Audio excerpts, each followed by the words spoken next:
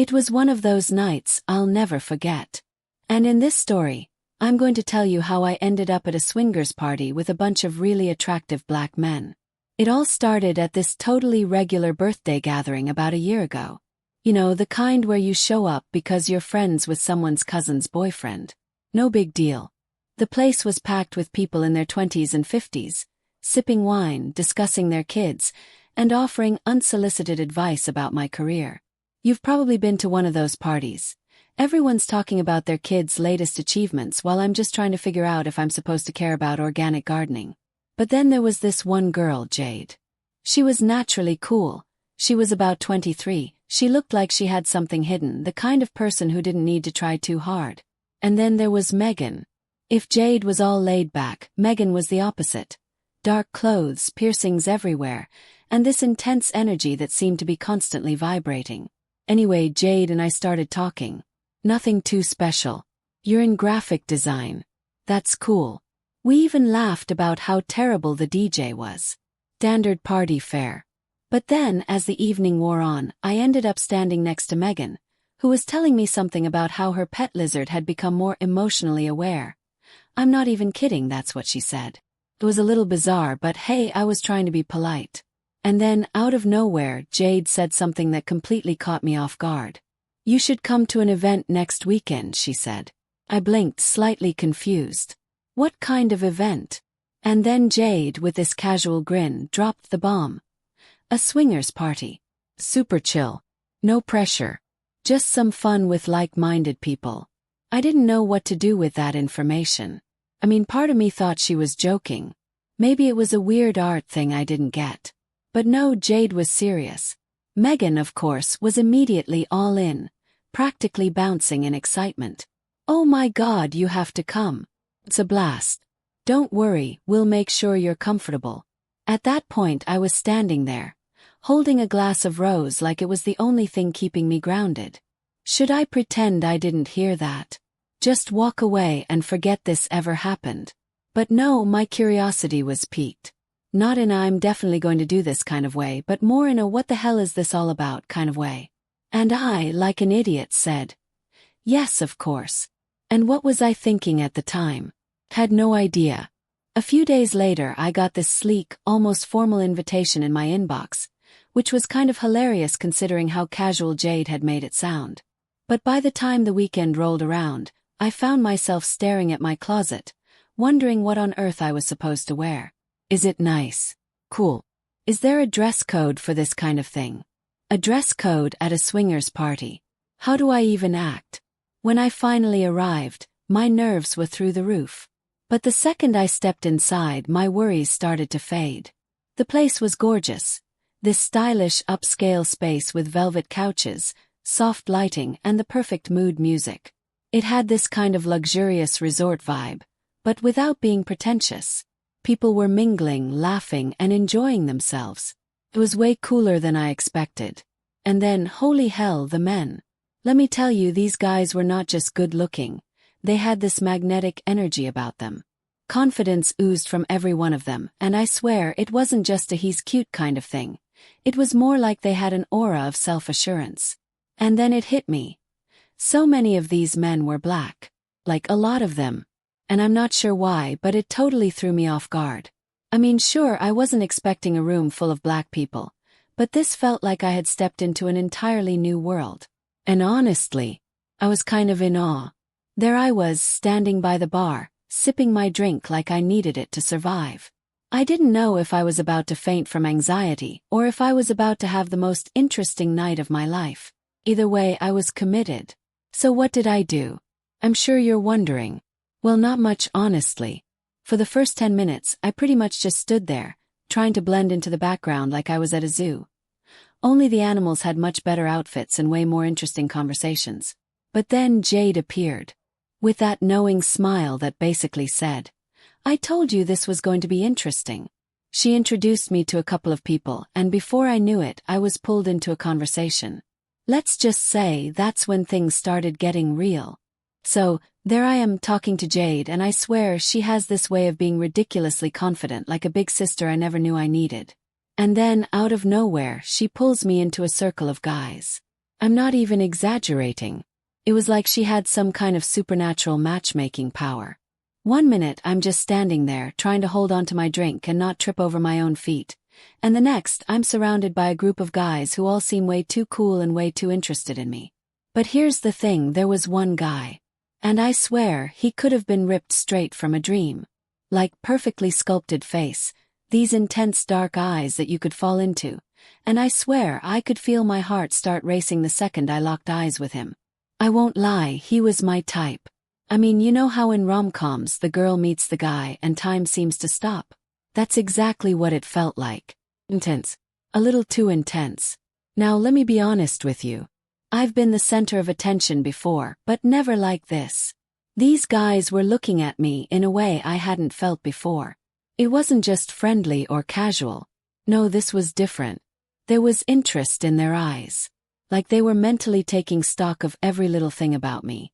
And honestly, I wasn't prepared for it. I had been to regular parties, sure, but nothing like this. These men weren't messing around, and it hit me. Maybe, just maybe, I had stepped into a world that was way bigger than what I was ready for. And just when I thought it couldn't get any more overwhelming, Jade, who had been so effortlessly chill this whole time, leans in, almost like she knows what I'm thinking, and asks, "So how do you like it here?" Her voice was all casual, but I could feel this weird tension building in my chest. Everything suddenly felt like it was happening in slow motion. I didn't know what to say, so I just shrugged and said, "Yeah, it's cool." 'Cause really, what else could I say? I was freaking out. I had about 5 guys standing around me, all just looking, all very present. At one point, one of them, this tall guy with the deep voice, smiled at me, and honestly, I almost forgot how to breathe. But after about 10 minutes of this intense attention, I was kind of done. I mean, don't get me wrong, it had been fun at first, maybe even a little flattering, but now? It was a lot. My heart was pounding in my chest, my palms were sweaty, and the pressure was building like I was expected to be some sort of goddess in the middle of this crowd of men. And here's the truth. I am not a goddess. I was sweating like I had just sprinted a marathon, and all I wanted was a little bit of space to breathe. So, without really thinking, I turned to Jade and whispered, "I need some fresh air." I wasn't even sure why I said it, but my brain was in panic mode, and it came out before I could stop it. When I stepped outside, it was like the world shifted. The cool night air hit me like a wave, and I just stood there on the sidewalk, trying to calm my racing heart. I felt kind of ridiculous. I had only been at the party for 30 minutes, and I was already having a mini meltdown. I looked around at the streetlights, the quiet, and thought, what the hell is wrong with me? But at the same time, I knew I needed this space, this moment to reset. Now here's the kicker.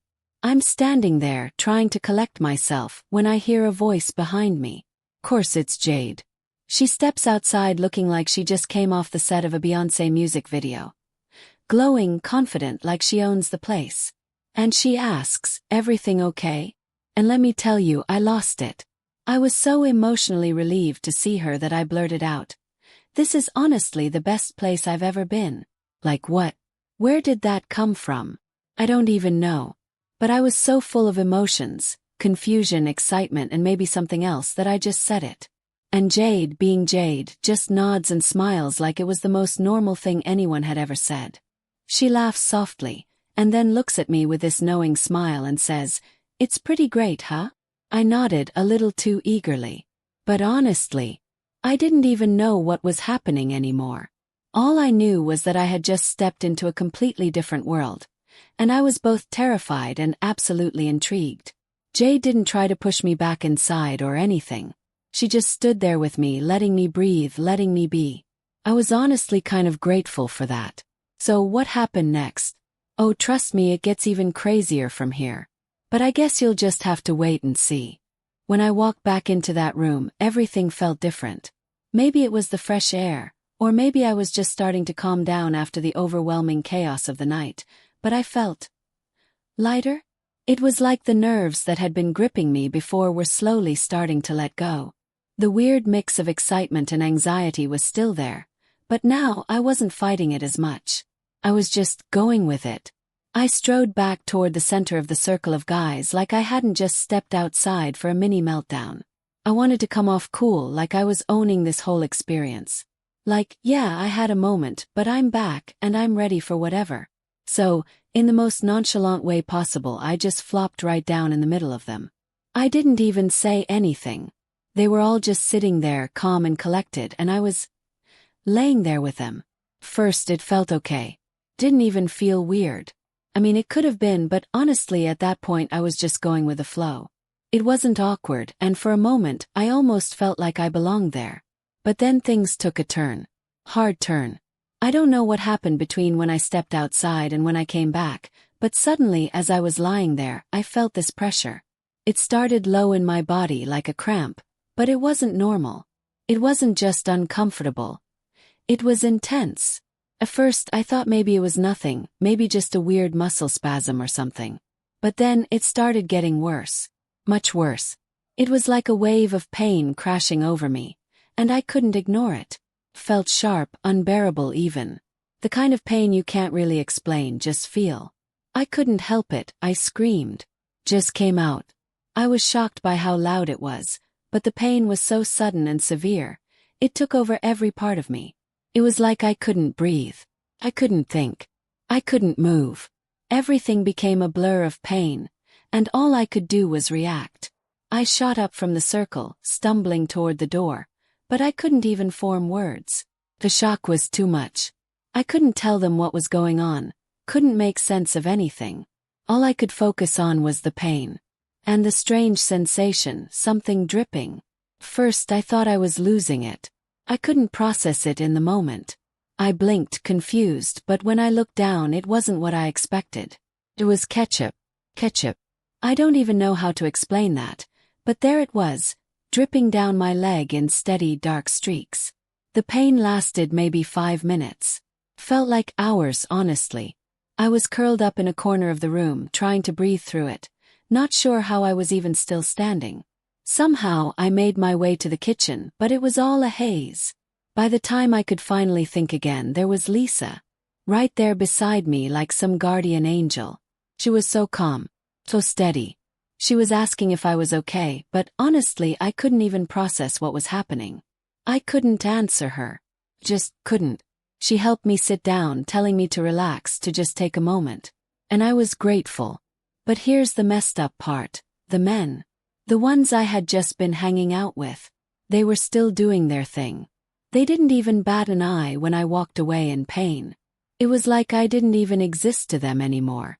They were still just being them, relaxed, casual, completely unfazed. It was like I had never been part of their world to begin with. Maybe they were too absorbed in their own fun to notice, or maybe they just didn't care. At that point, I didn't know what I was dealing with anymore. All I knew was that I was sitting in the kitchen, completely out of my depth, and those guys were still out there having a good time like nothing had changed. I guess that's how these parties work. Some people are there for the experience, for the shared connection. But others, they're just there to enjoy the moment. No attachments, no emotional baggage. Just the thrill of it all, like nothing really matters beyond the experience. Lisa was amazing through all of it. She didn't push me, didn't try to drag me back into the mess. She just was there for me, and honestly that's all I needed. I was still processing everything, still trying to make sense of what had happened. And there she was, steady and supportive. The other guys, not so much. And in that moment, I realized that this whole thing wasn't what I expected. Sure, I had come into it thinking I knew what I was getting into, but life has a way of throwing curveballs. I had just gone through something intense. Something that didn't quite make sense, and I wasn't sure what to feel about it. Did I regret coming? Was I scared? Yeah, a little. But at the same time I couldn't deny it. I felt more alive than I had in a long time. All these emotions, all these conflicting feelings, were just swirling around inside me. And now I had to figure out what to do with them. But there was one thing I knew for sure. The night wasn't over. Not by a long shot. Alright, I'm just going to put it out there. I've been dreading talking about this part. It's, well, a bit mortifying. But honestly, at this point, I feel like I've gone through enough tonight to just own it. So here we go. I was sitting in Lisa's car, still reeling from what had happened. The pain was still there. Sharp, constant, like someone was just pressing down on my insides. I couldn't figure out if I was more in shock or just plain confused. All I knew was that I needed help, and Lisa, as always, was there with me, calm and steady. She glanced at me with that concerned look, like really concerned, and I could tell she was trying to gauge how bad it was. After a few moments of silence, I just pointed to the spot where it hurt and whispered, "It's here. Feels if." Lisa's face shifted instantly. She had this calm aura about her most of the time, but this time it was different. Her eyes went serious. She exhaled deeply, then said those words that made my heart drop straight into my stomach. "You need to see a doctor." Froze. I swear the world went silent for a second. My body went cold. A doctor. Thought. What's going on? Is this really that serious? I'm fine. I mean, I must be fine, right? But Lisa wasn't backing down. She could see through all my denial, my attempts to pretend it was nothing. And honestly, I could see the worry in her eyes. So, despite my mind screaming that I was overreacting, I just nodded. If Lisa said I needed to see someone, then I did. I don't remember much of the drive. It was a blur of tears and panic. The physical pain was one thing, but the emotional weight. God, it felt like I'd gotten myself into something way over my head. I kept telling myself, I'm never doing this again. Never. This is it. No more. I said it so many times, I almost convinced myself. Almost. But Lisa. She just kept driving, her hands steady on the wheel. She didn't offer any sugar-coated words. Instead, she just gave me this soft smile, the kind that said she knew what I was going through. "I've been there before," she said quietly. "I've had my share of situations like this. You'll be okay." I didn't know if I believed her at that moment. Part of me thought it was just a way of reassuring me. But honestly, that calm, unwavering presence was exactly what I needed. Finally, we reached the doctor's office. I can't even explain how long that drive felt. It seemed like hours. I was a mess, my face wet with tears, trying to keep it together. But it was impossible. This wasn't how I expected my night to go. I kept thinking, what have I done? I was still a mess when we walked in, trying to act like I had it under control. I just couldn't. But the doctor, he was completely unfazed. He looked at me, did a quick checkup, asked a few basic questions, then, without hesitation, told me to lie down for an exam. I won't lie to you, it was awkward. But the doctor was all business, professional and quick. I was in pain, yes, but there was something oddly calming about how he handled it. He went through everything so methodically that I almost forgot how uncomfortable I was. Then came the moment that took me from awkward to full-on panic mode. The doctor looked at me, gave me a calm nod, and said, "It's not too bad, but we'll need to stitch it up." I swear I almost couldn't process what he was saying. But there I was, lying on the examination table, barely able to comprehend what was going on. The doctor was so calm about it. He just said, "It happens, don't worry. Easier said than done, document." While he stitched me up, I swear I couldn't feel a thing. It was like I was floating outside my body, disconnected. I kept thinking, what the hell is going on? What did I just get myself into? I don't even know how long it took. The whole thing felt like a dream, or more like a nightmare. But once it was over, I was handed a list of instructions that I barely registered. The only thing I remember clearly is the doctor telling me to avoid any physical activity for the next 2 weeks. No intense movement, he added, as if that wasn't already the most inconvenient thing in the world. It was a blur as I nodded, murmuring things like sure and okay. I mean, honestly, I couldn't even process what had just happened. All I knew was that I had been stitched up, and that felt like a major reality check. The drive home was quiet, too quiet. The weight of everything started sinking in, and I could feel the flood of regret and embarrassment taking over. What had I just done?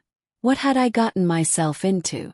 My body hurt, my pride was shot, and my mind was racing. I think that was the longest, most awkward car ride of my life. I couldn't stop thinking about the night, about everything I had just experienced, and I knew deep down that I would never be the same after this. But then, as we pulled into the driveway, the silence was broken by a thought I couldn't shake. I'm never going to those parties again. Ever. Of course, I wasn't entirely sure I'd feel the same way tomorrow, or the next day. But for tonight, for now, I was done. This whole night was a massive lesson. I couldn't deny that. Maybe it wasn't the lesson I thought I'd learn, but that's how life goes sometimes. You think you know what you're walking into, but you end up on a completely different path. And here I was, trying to make sense of it all, but also realizing that sometimes you just have to go through stuff to truly understand who you are. So yeah, I guess that's what this night was for. A wake-up call of sorts. After everything that went down at that party, I could barely bring myself to walk through the door. When I finally did though, I knew exactly what I needed. Some serious me time. I couldn't deal with anyone, anything, or even myself for a little while. I was a mess. Physically, emotionally, mentally. The first thought that crossed my mind as I closed the door behind me was, okay, that was a huge lesson. And I'm never doing anything like that again. I'm talking never. I know it's cliché to say you've learned a lesson after an intense experience, but this was one of those moments when I genuinely felt like I'd walked through a fire and came out the other side, scorched but wiser. I'm telling you, if you're even remotely considering one of those swinger parties, do yourself a favor. Don't. Trust me on this. Yeah, I know. People always say, live in the moment or try new things, but some things should be left alone. If you think you're just going to breeze through one of those parties without a second thought, you're not ready. You've got to know when to walk away. And that night, that was my moment of clarity. So yes, that was the biggest takeaway. But honestly, even though I was still a little shaken, there's part of me that can't help but laugh when I think about how wild it all was. I mean, it was crazy. If nothing else, this whole experience makes for a hell of a story. And hey, that's why I'm sharing it. Maybe you'll learn something from my mistake. Or at the very least, have a good laugh at my expense. The next few days were basically a blur. I went full introvert mode. I didn't want to see anyone. I didn't want to talk to anyone. And as for going anywhere, forget it. The doctor had told me to take it easy, and let me tell you, taking it easy meant binge-watching Netflix for hours. And I mean hours. My recovery cocoon was made up of my couch, some junk food, and the sweetest form of escapism Netflix could offer. I won't lie. I actually ended up really enjoying it. After all the chaos, it was kind of nice to unplug from the world for a while. And to be honest, the best part was that Jade, bless her heart, checked in on me a couple of times making sure I was okay. She's the kind of person who doesn't try to cheer you up with empty words. She just sits with you, no judgment, no rush. And that made all the difference. Over time, I started to feel a little bit better, and weirdly enough, Jade and I started hanging out more. Like a lot more. I wasn't sure if I'd ever have the energy for new friendships after what had happened, but she was one of those rare people who just gets it. We bonded over all kinds of random stuff. Turns out she's had her own wild experiences in the past. So we spent hours chatting, laughing, and sharing those embarrassing, hilarious stories that only someone who gets you can understand. By the time those 14 days of no movement were up, I was more than ready to return to the world. At first, the days seemed to drag, but Netflix became my best friend. And to be honest, I kind of loved that time. It gave me space to reflect, recharge, and actually enjoy being alone. It's funny how taking a step back can give you a whole new appreciation for peace and quiet. By the time those 2 weeks came to an end, I honestly felt like a brand new person. No pain, no shame, just a lot of lessons learned. But here's the twist. I've been thinking about something lately. Maybe it's time to start something new. Patreon. Yeah, you heard me right. If you think this story was wild, trust me, I've got a ton more. And they're way more unfiltered than anything I can post here. No restrictions, just raw, real, and uncut stories. The kind that don't exactly meet YouTube's guidelines, if you know what I mean. So, if you're interested in hearing all those juicy details, let me know in the comments. I'm not shy, and I think some of you are ready for that kind of ride. Winking face. But for now, I just want to wrap up with this. Sometimes life's messiest moments are the ones that teach you the most. As ridiculous and embarrassing as everything was, I can't deny that it helped me grow. I've learned to trust myself more. I've learned to listen to that gut feeling that says, maybe don't do that. Or you don't need to be there. I don't regret it though. I mean, sure, I won't be stepping foot in another party like that ever again. But I'm okay with that. I've learned to embrace the chaos, and that is the lesson here. Life's a journey, right? Alright, that's enough rambling for today. Drop a comment if you think I should start that Patreon. Trust me, you'll love it. As always, thanks for sticking with me through this insane roller coaster of a story. Can't wait to hear what you guys think, and remember, always trust your gut. Don't let curiosity lead you down paths that end with tears and stitches. See you in the next one. Red Heart.